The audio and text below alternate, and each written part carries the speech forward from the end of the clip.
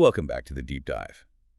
Today, we're going to trace one of humanity's most truly transformative inventions, the ship. It's a huge topic. It is. We're going from the absolute earliest floating tools in the Paleolithic all the way up to the much more sophisticated vessels of around 1000 BCE. Yeah.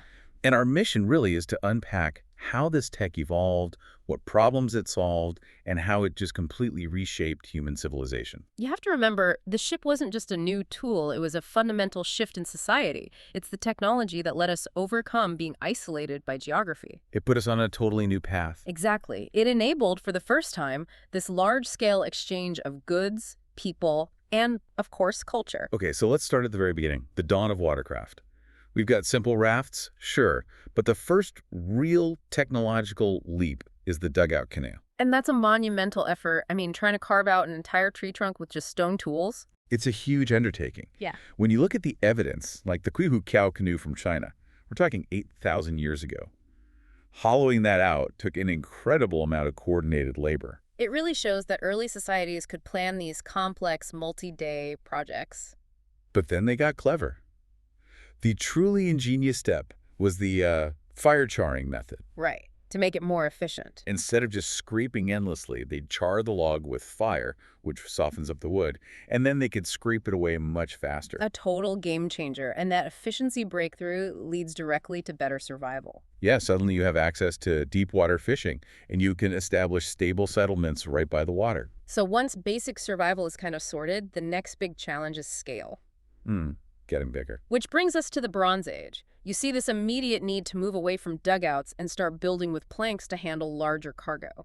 And what you could build with really depended on where you lived. Totally. In Mesopotamia, wood was scarce, so they were building reed boats, waterproofing them with pitch. But in Egypt, they had access to wood, and they became masters of these incredible wooden plank ships. And the engineering here is it's incredible. The Egyptians used an outside to inside construction method. So they built the hull first. The hull first, then they added the internal supports. And the most amazing part, not a single nail. You can see it in the Khufu solar boat. It's just mind-blowing they built such large vessels that way. At the same time, over in Qing Dynasty China, the new bronze tools meant they could saw logs into planks much more easily. And that's the birth of their plank boats. Right, and that simple shift multiplied their carrying capacity many, many times over compared to the old canoes. This is what solves the big resource logistics problem. You know, the foundation of the Bronze Age is manufacturing. You need to move heavy materials like copper. Exactly. And water transport was the only way to do it efficiently. It's what supported trade routes and even military expansion. So as we get closer to the Iron Age, the focus shifts again.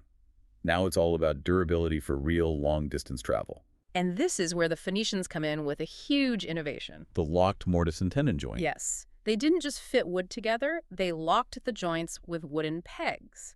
This made the hull exponentially stronger and, crucially, more watertight for open ocean voyages. You can actually see the proof in shipwrecks, like the one at Ulubrun. It's incredible engineering. So if the joints solved the durability problem, the next challenge was propulsion efficiency, making the journey easier. Which brings us to the Chinese invention of the scull, or the yulo. A huge leap forward. The old saying was, one scull equals 3 oars. It's all about the physics. That rocking motion is just so much more efficient than pulling.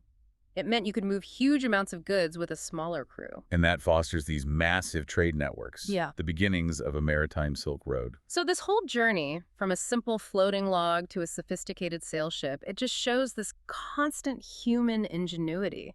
Harnessing fire, wood, wind. To overcome whatever barrier was in front of them. It's really a story about connectivity. The ship is what starts to link all these separate human communities and economies together. It is, but as we think about how practical these ships were, it's worth remembering their spiritual role too. For the ancient Egyptians, the solar boat wasn't just a boat. It was the vessel for the soul's journey into the afterlife. A sacred technology. So here's a thought to leave you with.